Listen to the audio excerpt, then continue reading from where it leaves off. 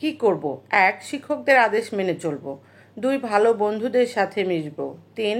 ভাই বোন মিলেমিশে। আসসালামু আলাইকুম শিক্ষার্থীরা, তোমাদের সবাইকে আজকের পাঠে স্বাগত জানাচ্ছি। আজ আমরা পড়ব তৃতীয় শ্রেণীর বাংলা বিষয়ের পাঠ 21। এই পাঠে চমৎকার একটি কবিতা আছে। কবিতাটির নাম হলো আমার পণ। লিখেছেন কবি মদন মোহন তর্কালঙ্কার। শিক্ষার্থীরা, আমরা আজকে এই কবিতাটি পড়ব এবং এই কবিতার যে প্রশ্নগুলোর উত্তর আছে সেগুলোও জানব।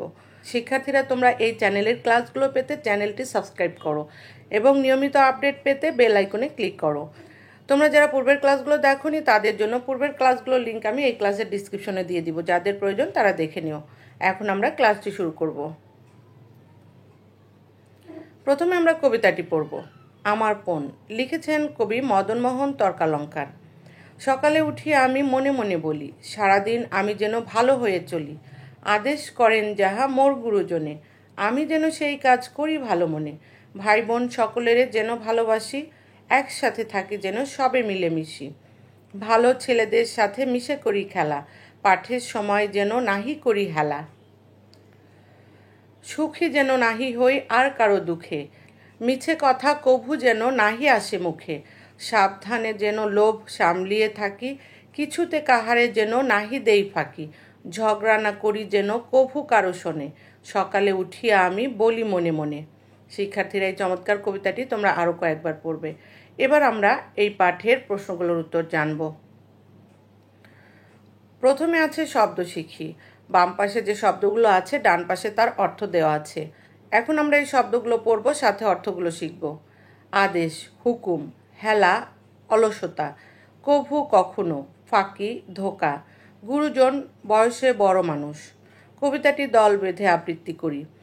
শিক্ষার্থীরা, তোমরা আমার পণ এই কবিতাটি দল বেঁধে সুন্দর করে আবৃত্তি করবে।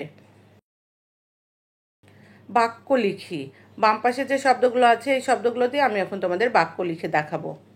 সারাদিন। সারাদিন আমি যেন ভালো হয়ে চলি। ভাই বোন। আমরা ভাই বোন মিলেমিশে থাকি। খেলা। রবিন মাঠে খেলা করে। লোভ। লোভ করা ভালো নয়। ঝগড়া। কারোর সাথে ঝগড়া করা উচিত নয়। শিক্ষার্থীরা, তোমরা চাইলে এই বাক্যগুলোও লিখতে পারো, আবার তোমরা তোমাদের নিজেদের মতো করে বাক্য তৈরি করে সেগুলোও লিখতে পারো। পরের চরণটি বলিও লিখি।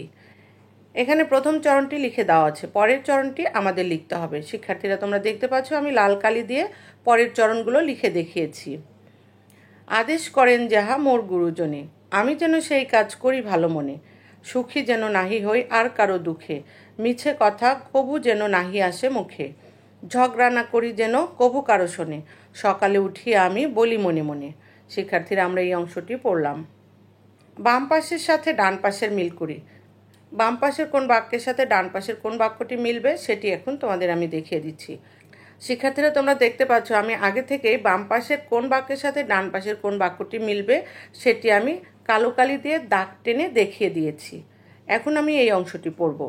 সারাদিন আমি যেন ভালো হয়ে চলি, একসাথে থাকি যেন সবে মিলেমিশি। সাবধানে যেন লোভ সামলিয়ে থাকি, আমি যেন সেই কাজ করি ভালো মনে। ভাই বোন সকলেরে যেন ভালোবাসি। আমরা শিখে নিলাম এই অংশটি। লিখি। কি করব কি করব না।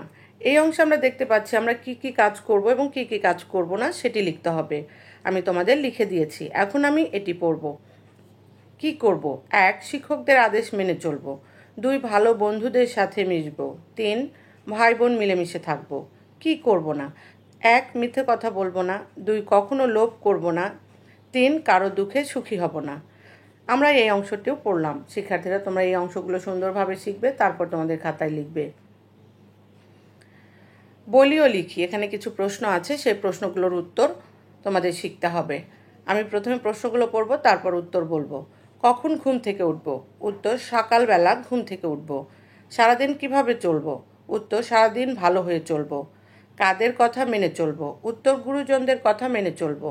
সুখী হব না কখন? কারো দুঃখে সুখী হব না। শিক্ষার্থীরা, আমরা এই প্রশ্নের উত্তরগুলো পড়লাম। সাজিয়ে লিখি। শিক্ষার্থীরা, তোমরা দেখতে পাচ্ছ এখানে বাক্য দেওয়া আছে, বাক্যের শব্দগুলো এলোমেলোভাবে দেওয়া আছে। এই এলোমেলো শব্দ সাজিয়ে আমরা এখন বাক্য তৈরি করব। প্রথম বাক্যটি আছে, কাজ সেই করি যেন মনে ভালো আমি। এটি সাজালে হয়, আমি যেন সেই কাজ করি ভালো মনে। এরপরে দেই নাহি যেন ফাঁকি কাহারে কিছুতে।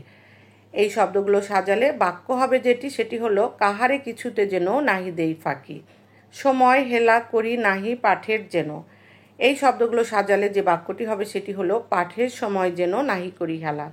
তোমাদের আমি এই অংশটিও দেখিয়ে দিলাম।